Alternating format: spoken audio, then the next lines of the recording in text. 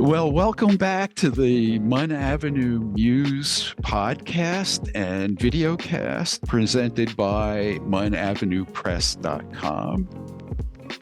We are a publisher and marketer of books for authors around the world now. And I'm so delighted today to have a guest who I think wrote a very special book, a really different book that he's going to talk about. His name is Don Gabor.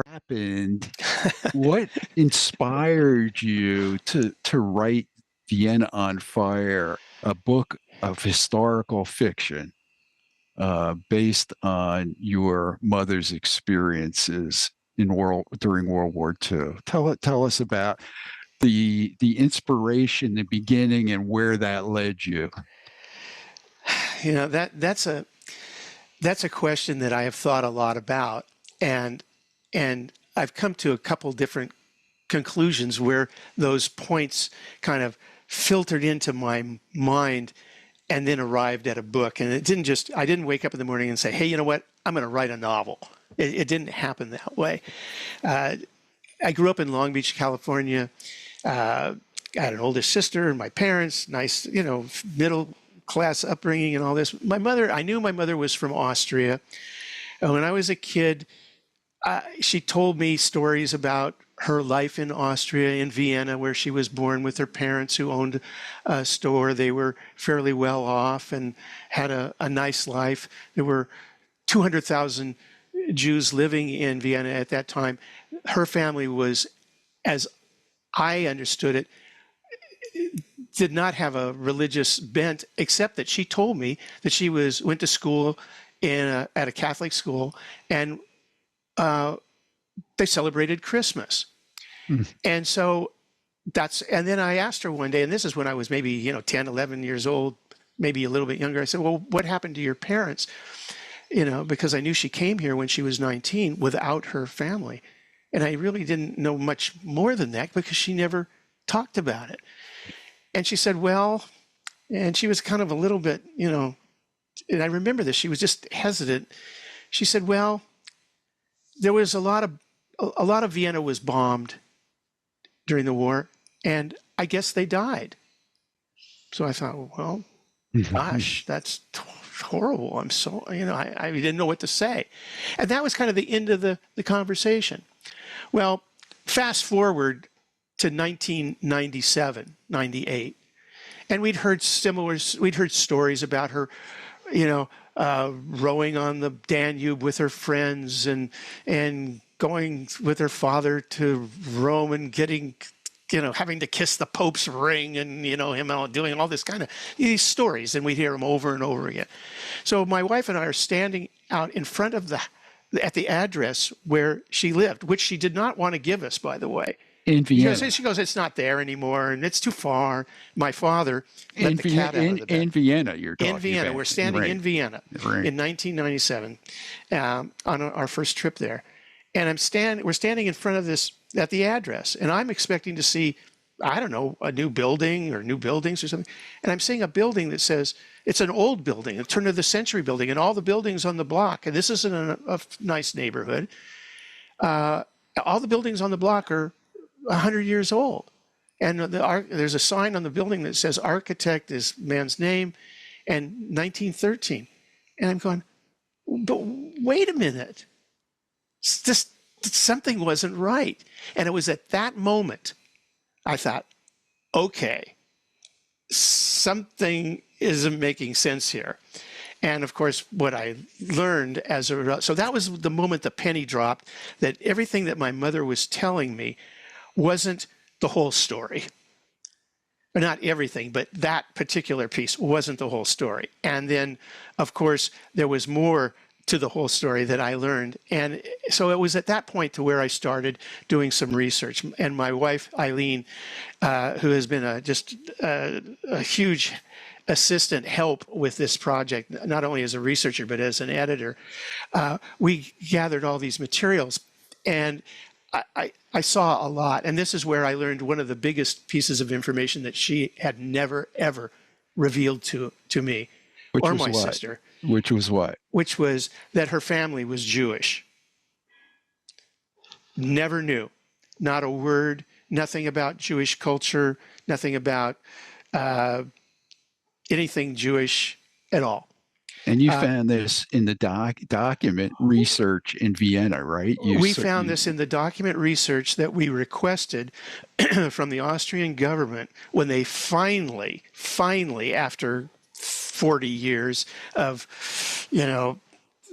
stonewalling, released documents from the German-occupied time. And on those documents, and this is chilling to me, and it was among other things that were rather dissettling, where it had her parents' names.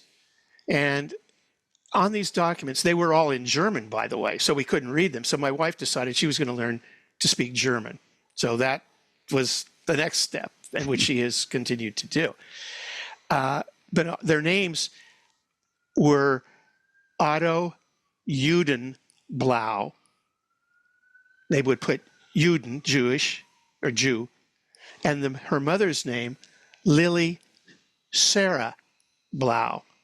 And that was the first, well, wait a second.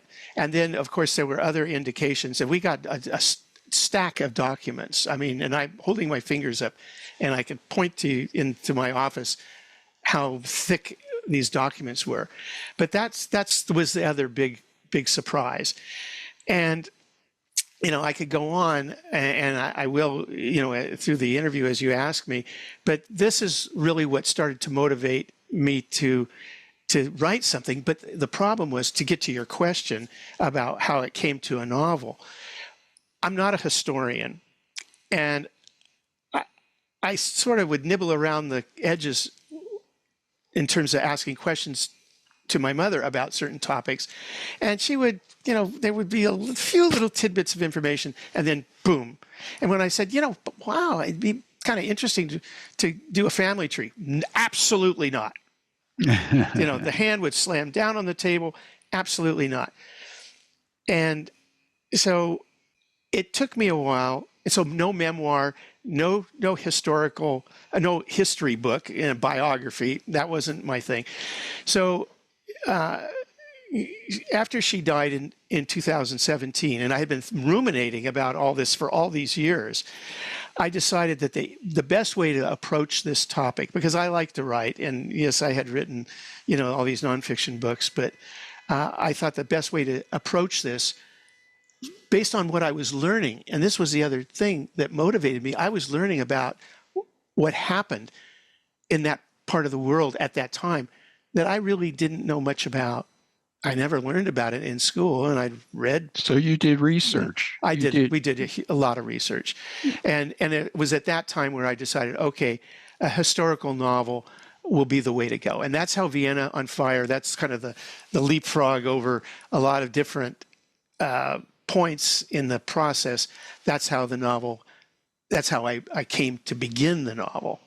Yeah, and so you had, this is very interesting because you had real stories from your mother that do appear in the novel, but because she was reluctant to fill in the blanks, yeah, you created a fictional narrative, but peppered in it and through it are your real stories of your mother. Is that correct? That is correct. And the big missing piece of her story was the novel takes place, it starts on the day that the German army came into Austria. It's called the Anschluss, and that was the annexation of Austria, incorporated it into the country of Germany.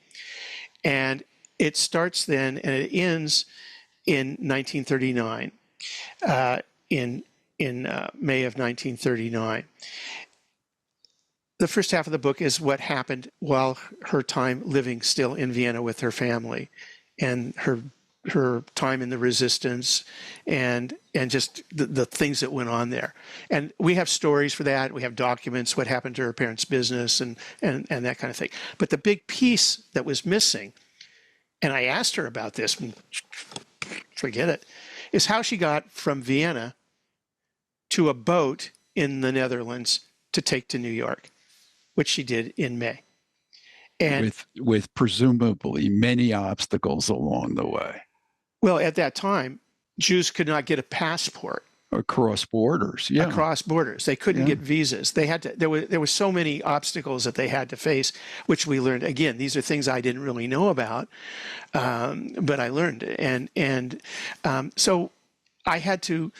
What I decided to do, and as I was reading obituaries and memoirs and just general books about the people that were in the Nazi Party and people in the resistance, I found other stories. And so what I decided to do is I wanted to create a time frame of her going from Vienna to the ship in the Netherlands. And when I asked her, I said, well, how did you get from Vienna to, where you got the ship? Oh, I don't know. It was so long ago. I guess I took a train. And I'm thinking, well, if you took a train, I don't think so, because again, from what I learned, that just was not likely. So what I did was I took stories from these various sources and I stitched it together. I think the biggest part, and I was thinking, well, where's my mother's role in all this? Really, it's fiction. And this is what I want to admit. This is not a memoir. It's not a biography. It's not my mother's full story of her, what she did. But it's the character's personality is pretty tightly tied into my mother's personality. That I can safely say. And I feel that it also tells a story about other people and the obstacles that they faced and what they did, and also what the people who helped them. She had help, and there was a lot of help to people who survived, and I wanted to make that clear too. And a lot of the help came from Austrians. A lot of help came from Germans.